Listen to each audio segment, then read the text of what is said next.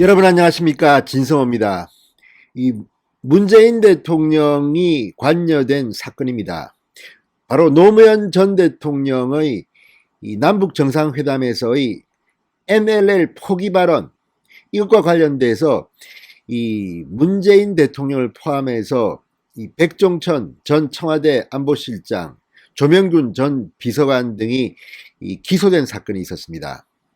자, 그런데 대법원이 1심에서 무죄를 깨고 1, 2심 무죄를 깨고 유죄를 확정짓고 다시 2심으로 이 재판을 돌려보냈습니다. 자, 당시 새누리당이 이 노무현 대통령의 이 NLL 포기 발언을 삭제했다는 혐의로 관련자들을 기소했는데, 그중 두 사람, 조명균 그리고 백종천, 대법원이 유죄 취지의 판단을 내렸습니다. 자, 청와대가 발칵 뒤필 큰 사건입니다. 그런데 어제 윤석열 검찰총장의 징계위원회 관련 뉴스가 터지면서 잠시 이 소식은 묻히는 듯 했습니다. 그러나 이것은 정말 역사적인 판결입니다. 이 발언 때문에 당시 여야가 선거 때 완전히 혈투를 벌였습니다. 그리고 이 사건은 새누리당이 당시 관련자들을 고발했고 문재인 대통령도 당시 수사를 받았습니다. 그러나 기소 대상에서는 제외됐습니다. 그리고 1심, 2심이 무죄로 판단했는데 3심 대법원이 유죄로 뒤엎어버린 겁니다. 자, 노무현 전 대통령이 김정일을 만나서 이 NLL 포기 발언을 했다는 것을 삭제한 이 엄청난 사건입니다. 자, 이 사건에 대해서 문재인 대통령은 어떤 생각을 하고 있을까요? 상당히 충격을 받았을 겁니다. 자, 노무현 전 대통령이 공식으로 결재를 하지 않았기 때문에 이것은 대통령 기록물이 아니다, 이런 주장 때문에 1심, 2심에서는 무죄였습니다. 그러나 대법원의 판단은 달랐습니다.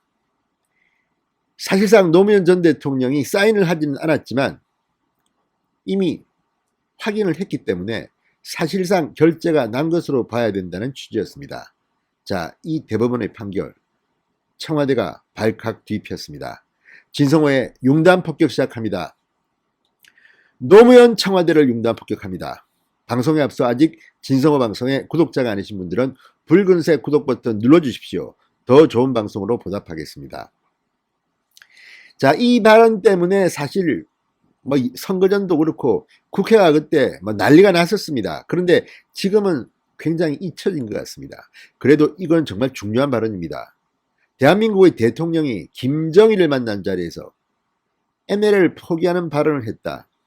자, 이것 때문에 김무성 전 의원 상당히 많은 사람들이 소송에 휘말리기도 하고 이 정치 난투극을 벌이다 집회했습니다.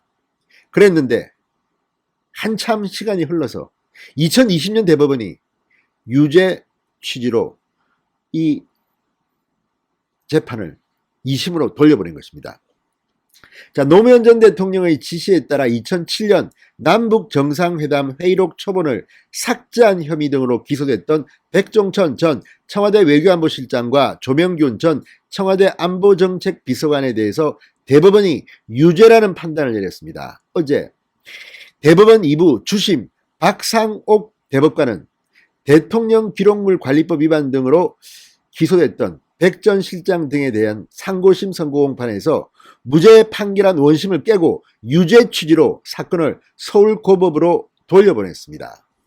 자, 1, 2심의 무죄 판결을 뒤집은 엄청난 대법원의 판결입니다. 역사적인 판결일 수도 있습니다. 하도 요즘 대한민국에 사건 사고가 많아서 이 뉴스는 묻힌 감이 있습니다. 그러나 정말 중요한 판결이었습니다. 자, 백 전 실장 등은 2007년 남북 정상회담 회의록 초본을 노무현 당시 대통령에게 보고했다가 그의 지시에 따라 완성본을 새로 만든 뒤 초본을 삭제한 혐의를 받고 있습니다. 정상회담 회의록 폐기 논란은 2012년 10월 통일부 국정감사에서 당시 새누리당의 정문원 의원이 노 전 대통령이 남북 정상회담 당시 서해 북방 한계선 NLL 포기 발언을 했다고 밝히면서 난리가 났던 사건입니다. 새누리당은 해당 발언을 감추기 위해 초본을 고의 폐기했을 가능성을 제기하면서 관련자들을 검찰에 고발했습니다. 검찰은 새누리당의 문제 제기를 대부분 인정했습니다. 2013년 11월 백 전 실장 등을 불구속 기소했습니다. 남북 정상회담 준비위원장이었던 문재인 대통령도 수사를 받았습니다. 그러나 관여했다는 증거가 없다는 이유로 사법처리 대상에서는 제외된 바 있습니다. 자, 쟁점은 삭제된 초본을 대통령 기록물로 볼 수 있느냐 없느냐 이런 문제였습니다.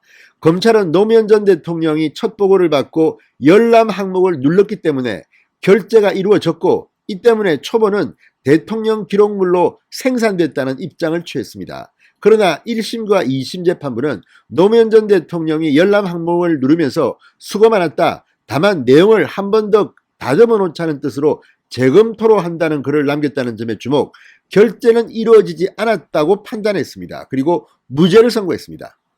자, 이에 따라 초본은 대통령 기록물이 아니며 이를 삭제한 행위 역시 대통령 기록물 관리법 위반으로 볼 수 없다. 그래서 백 전 실장 등에게 무죄를 선고한 겁니다. 그러나 대법원의 판단은 달랐습니다. 결재권자의 결재가 있었는지는 서명 여부뿐 아니라 결재권자의 지시, 결재 대상 문서의 종류와 특성, 관련 법령의 규정과 업무 절차 등을 종합적으로 고려해야 한다. 그러면서 노무현 전 대통령은 회의록 초본 내용을 열람하고 확인했다는 취지로 문서 처리와 열람 명령을 선택해 전자문자 서명과 처리일자가 생성되게 했다고 밝혔습니다. 노무현 전 대통령이 최종 결재를 하지는 않았지만 초본을 열람하고 확인한 만큼 결재가 이루어진 것으로 봐야 한다는 설명입니다. 자, 대법원이 이렇게 유죄 판결을 내렸습니다. 이 사건은 다른 측면에서 상당히 관심을 끌었습니다. 2012년 10월 통일부 국감에서 나왔던 이 정문원 의원의 폭로, 그리고 이것은 그해 대통령 선거에서 뜨겁게 달아올랐습니다. 자, 이걸 가지고 이거를 읽은 김무성 전 대표가 문제가 있다느니 아무튼 엄청난 논란을 겪었고 결국 당시 새누리당에 유리하게 작용했습니다. 박근혜 대통령이 당선됐기 때문입니다. 자, 지금 생각해도 정말 엄청난 사건이었는데 법정에서는 무죄로 판결 나면서 묻히는 듯 했습니다. 그러나 2020년 대법원이 이 판결을 뒤집어버린 겁니다. 자, 이 문제는 문재인 대통령이 기소가 되지는 않았지만 당시 남북 정상회담 준비위원장이었습니다. 상당히 중요한 역할을 했습니다. 당시 대통령 비서실장 문재인이었습니다. 법적으로는 모르지만 도덕적으로는 책임을 져야 할 문제입니다. 대한민국의 대통령이 북한에 가서 남북 정상회담을 하면서 이런 발언을 했다는 것이 공개되면서 대한민국 국민들은 충격을 받았습니다. 자, 이 기조가 사실은 문재인 대통령의 김정은과의 남북 정상회담까지 이어져 온 겁니다. 그리고 그 위장 평화쇼는 깨지고 말았습니다. 자, 2020년 대법원의 이 판결, 대법원은 문재인 정권에 장악됐다는 비판을 받고 있는데 아무튼 늦게나마 이런 용기 있는 판결을 내린 대법원에 찬사를 보냅니다. 진성호의 융단 폭격이었습니다. 여러분 감사합니다.